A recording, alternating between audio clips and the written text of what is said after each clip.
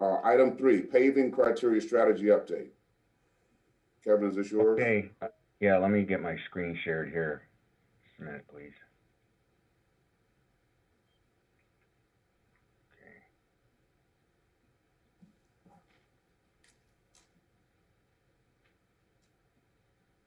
Why is this not working?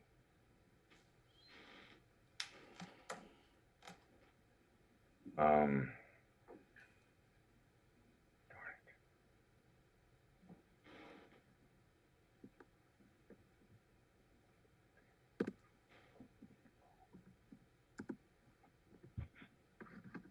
Why is this not going on here?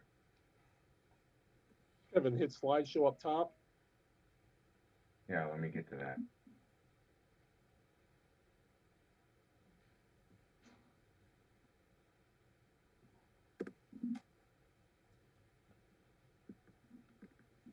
Kevin, it's on. Just go to slideshow and then go from beginning. Okay. Okay, so you can see it. Okay, good.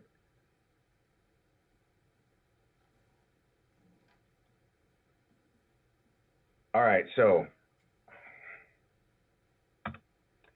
basically for the paving program, what we have going on over the past few years and for this next coming year, first I'll highlight the things that we've done this year. We've paved approximately 7 miles of roads and alleys in 2020, spent about $6.8 million on paving and road improvements, including sidewalks, curbs and gutters, and those types of things in relation to roadway improvements. Some of that was paving. We did some projects. We used some of the paving gas tax money for Spruce Avenue improvements, which we completed last year. We paved the 27th Street. We're going to be using paving money for the Windsor 31st to 35th Utilities project, and we used some of that for that, I should say, and we also paved 58th Street. These are all in District 1. In District 3, in Commissioner Fox's district, we're currently finishing up 2nd Street between Tamarind and Rosemary. We did pave 2 sections in Roosevelt Estates. We did this Tamarind Avenue Safety Improvements project where we paved basically between Banyan and Fern Street with a number of other amenities for safety crossing and whatnot. Also in Henrietta from 11th to 15th Street, we also paved that. And then in District 5, we did this section between Southern and Belvedere on Parker Avenue, which included bike lanes and school crossings. We paved Villette Way. We did paving in Grandview Heights as the utility project that we did, the first phase of that. And then also on Gregory Road, we did some paving and traffic calming. So that speaks for the money that we spent this past year. We basically look at the pavement condition index.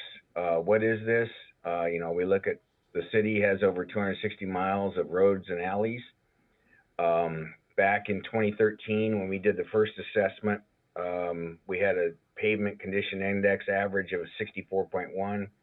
We want to see if we can achieve at least a 71. We did a reevaluation of our pavement condition index in 2018, and we found that we had an average condition of 77 versus the 71 target that we're looking for. And that obviously reflected the paving work that was done between 2013 and 2018. We anticipate to do this same pavement condition index survey, which is a digital scan of all the roadways throughout the city. We'll do that again we do that every 5 years, so it'll happen again in 2023. We're hoping to be able to get to a 90 at that point.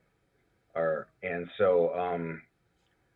engineering strategy for, what we look at if we're going to do any kind of right-of-way permit requirements that may require some paving to be done, like on both sides of trenches and, areas out in front of developments, et cetera. Same thing with the PPRC requirements. And then we also want to coordinate with whatever utilities work may need to be done in certain neighborhoods so that we will be able to do the necessary underground work and then, of course, repave the streets on top of those when we're finished, to looking for that synergy to make sure that we, do this most efficiently and effectively. And sometimes that doesn't always is not always predicated on the pavement condition index, but it's predicated on the utility work and the condition assessment of those where that needs to be done. And so sometimes we need to use some of our pavement money to reconstruct those roads where we're doing some critical utility work. And then the road resurfacing program, which is based primarily on the pavement condition index. And so that's what we look at when we're trying to decide which projects we need to use. The sales tax money or the gas tax money to do resurfacing. So this year for gas tax roadway improvements for fiscal 21, we're going to have about 1.1 million. Last year we had about 2.3 million dollars to begin with. We have spent some money out of that this year. We're going to carry forward about $275,000 of that. We're only allotting $825,000 of new money towards that program this year because of the decrease in the revenues from the gas tax this year. And so we'll have $1.1 million. We have about $4.6 million left in the citywide roadway improvements from the sales tax program, which I discussed a few weeks ago when I made the presentation on that with you.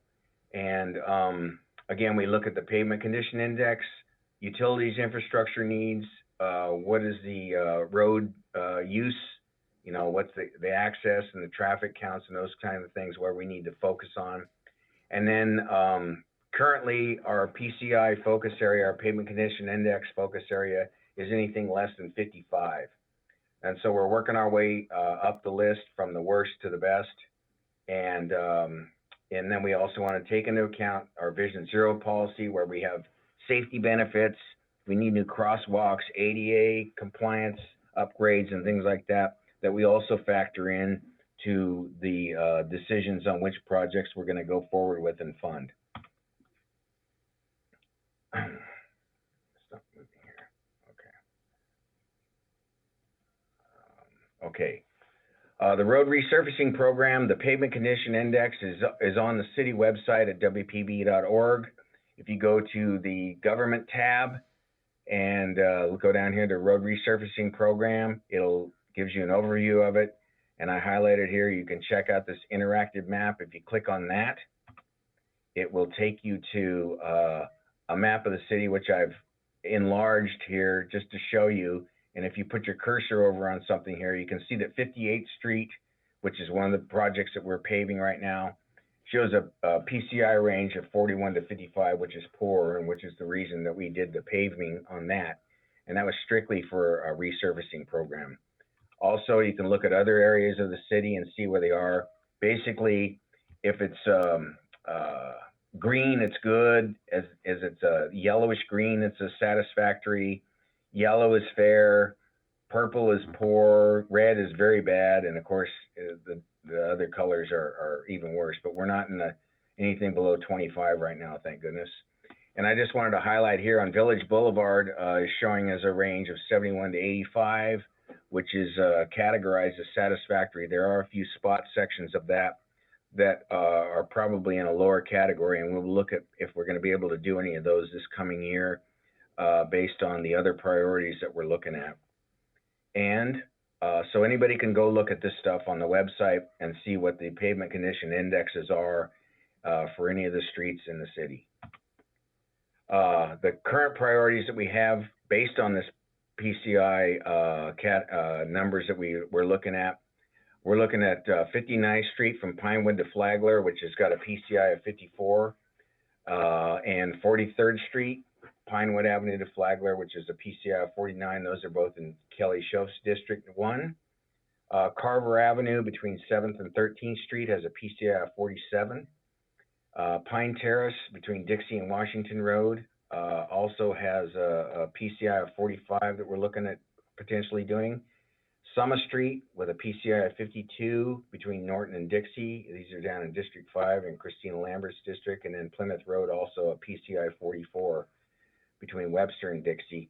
That looks like for those, just for those conditions alone, that's only about 1.68 miles of roads that need to be paved for the poor conditions that they're in. There are also other criteria, like I mentioned, with the utilities and the Vision Zero safety requirements. But basically, we have $2.56 million worth of projects here. Again, our paving budget for next year, $1.1 million in gas tax. We have about $4.6 million in sales tax roadway improvements, of which we've committed about $3.2 million worth of cost for various projects, such as the Roosevelt Estates 7th Street. We're going to be repaving that road. We've got a Palm Beach Lake Service Alley, and up on 31st to 35th Streets, we're doing another utility project up there, which we're going to lose about $700,000 of that towards that. The Washington Road project, which will get started the beginning of next year, we've allotted about $820,000 of roadway money towards that. And then Elizabeth Avenue, which is also a utility drainage project, we're going to repave, and that's about $590,000 worth. So you can look at what our committed program is, or committed projects, and then the 2021 paving program. We've got about $2.4 million to distribute to the various projects. Some of these projects, Carver Avenue, we're looking at doing with a combination of getting some grant funding. And then some of these other ones, like I think Pine Terrace actually has some drainage issues that we need to make sure that we get those addressed before we go ahead and do that paving. So we're still investigating that. But just based on the pavement condition indexes, these are certainly priorities, and we want to try to get to these as quickly as we can. Another future priorities, since we're working on 55 and under right now, next year we'll probably focus on any PCIs that are under 60. And then the following year, we'll probably go up as high as 65. That's what I anticipate for fiscal 23. There has been some questions about Flagler Drive, about what those pavement conditions are. I know there's been a lot of questions about when we're going to pave that, et cetera. So just for reference, I wanted to list the pavement condition indexes on the sections of Flagler here. And you can see from the southern end going to the north that from Arlington to Forest Hill, it's about a 76 average, which is considered good, fair, and satisfactory. The section between Forest Hill and Bunker Ranch is a PCI average of 83, which is good or satisfactory. From Bunker Ranch to Southern is a 77 average, which is also categorized as good, fair, or satisfactory. There is a section between Southern and Greenwood, which is a 60, which is considered fair, and will likely be in our priority program for fiscal 22. Barcelona, Avila to Barcelona, this is after it becomes Washington Road. Then that's a 72, which is a fair and satisfactory. Barcelona to Banyan is a 63 average. So that's probably going to come up in the next year or two when we get to that priority category, that level of PCI. Okeechobee to Banyan is up to a 94. And then from Banyan to Palm Beach Lakes Boulevard is an 86, which is good, fair, satisfactory. We did do a section of Banyan, or Flagler, right in front of the old City Hall site this past year, which was really a bad section there. Even though that was part of this average, that'll certainly increase when we look at this thing again next time. And then from Palm Beach Lakes to 23rd, we got an 89 average, which is good or satisfactory. 23rd to 36th is an 89 average. And then 36 to 59th, the northern section of it, is a PCI 75, which has various sections of it. There's some areas, some isolated spots that are in poor condition, and we'll look at what we can possibly do with those as well for this next coming year. So that was all I had to provide on this. If there's any questions about this, I'd be happy to answer those. Kevin, thank you for that report. Now, I take it that if we do take into account the master bike plan when we're repaving some of these streets, if they're affected by that, correct? Yes, we do. That's part of our overall criteria, like for instance, when we did Parker Avenue, we wanted to improve the school zone safeties there, as well as provide the safer bike lanes there in accordance with the bicycle master plan. And so all of those combinations together, and the fact that it was able to get repaved as well, makes it a much more efficient project to be able to capture all of those criteria and get those taken care of at one time. Okay, all right, very good. We do have a couple of questions. Madam President. Thank you, Mayor, and thank you, Kevin, for the presentation. I think it really is helpful to see where we direct our resources based on the data. And my question is, we looked at things like breaking down your sections of Flagler Drive. How do we determine how big of a road section is a doable bite, if you will? So you have listed there that some of the condition assessments within one section are good to poor or satisfactory to poor. So within that section, there could be a section that's particularly bad and some that's particularly good, which kind of drive the average to the middle. So, there's no really avoiding roads wear in different locations just from wear and tear, and you can't predict that. But how do we determine which size is a portion of pavable roadway? Well, the PCIs are broken down into much more specific locations. As if we dove down into that the map that's on the website, you could isolate areas that have PCIs that are lower than what the average is, obviously. And if it was a section that was in particular need, I think that we could look at potentially programming that into our paving program for the year. The budget is a limited budget, as I tried to display to you. But if there are other roads that may have a higher priority because of other things going on, like 58th Street, for instance, was really, really in bad shape and we needed to pave that. Or if we've got some utility projects going on that we also need to provide funding to supplement that to pave the entire width of the roadway, like Elizabeth Avenue. Sometimes those take a greater priority. If there's something that's really bad that we can go out and do, say, just a few hundred feet of something, it might be worth our efforts to go ahead and try to be able to incorporate that into what we're doing. The section of Flagler in front of the old City Hall site, I think, is a good example. That was a $275,000 project, but it really needed it. And so with the funding we have available and with the various other locations that I identified in that previous slide and where we sit on those and how we're going to be able to improve these particular streets that are the worst, we want to look at, if we can do these in conjunction with, if there's other utility, Vision Zero safety criteria that we need to look at on those. And also to look at the various isolated spots where we have, that might be bringing the averages down on Flagler. We will look at doing those as well. So hopefully that answers your question. I know it's not very specific, but we have to look at all the different criteria and make decisions based on, all of those factors. I'm good, thank you. All right. We have a question from Commissioner Lambert. Thank you, Mayor.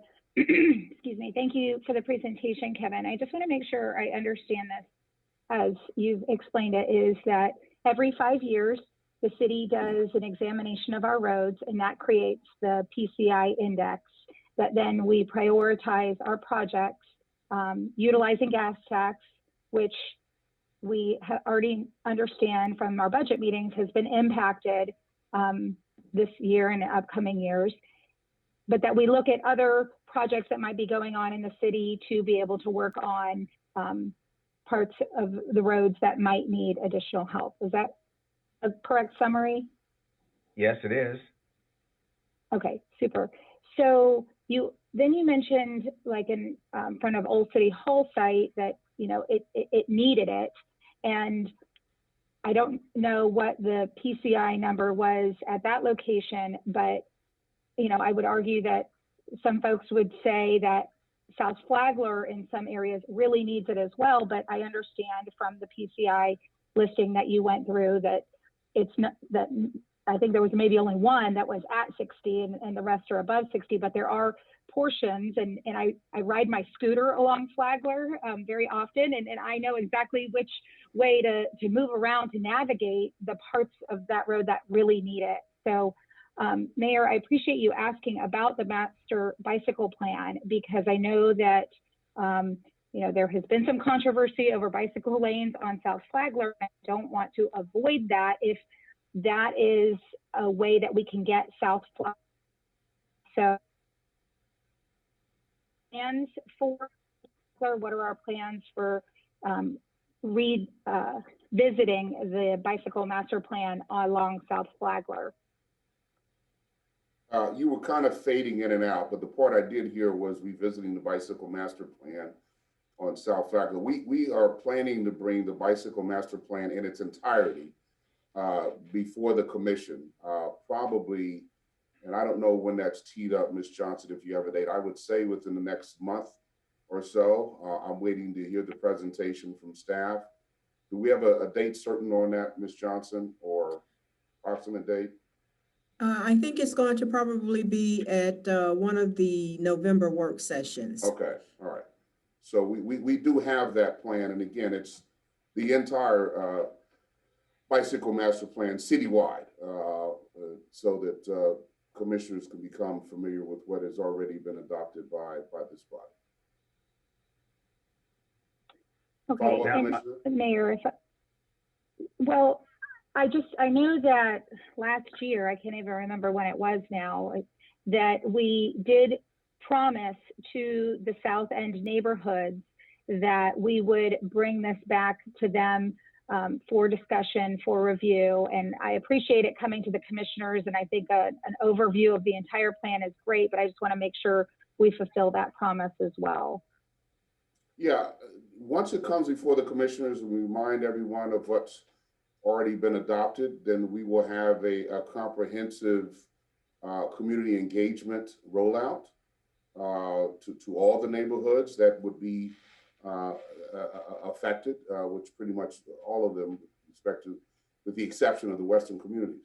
So no, there will be a strategy for community engagement tied in with that. Great, thank you. And I have a follow-up if I might, Mayor. Yes.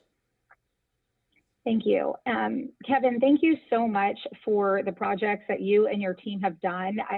They're beautiful. Again, I ride my scooter on a lot of these roads, and so I really get to admire pavement like I never have before in a car.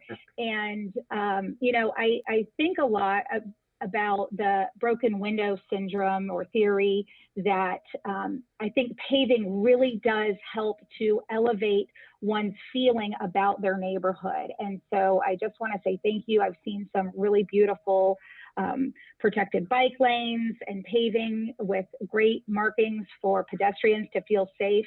And the question I had related to that is, there are some medians, I guess, with some of these protected bike lanes. And I think it was on Lake Avenue where I saw this, and maybe Omar, where there's grass in that median. Do we have a plan for maintenance of those areas? Well, yes, if we're going to put landscaping in, yes, then there's a plan to maintain those areas, and we work with Parks Department to perform that maintenance. Great, thank you. One other thing I did forget to mention, I do want to mention Public Works Department, Joshua McDermott's department and his staff. They also help with the maintenance of the pavement. You know, if they need to go out and do some very small areas, patching potholes and things like that, there is some funding that's part of the gas tax that goes towards their maintenance budget as well. So we've appropriated money towards that. And the things that I was talking about were actually the projects where we're going to go out and do a construction project on. So there's two things going on there, the small patching work as well as the larger scale, you know, full-on road resurfacing projects. So I just wanted to throw that in.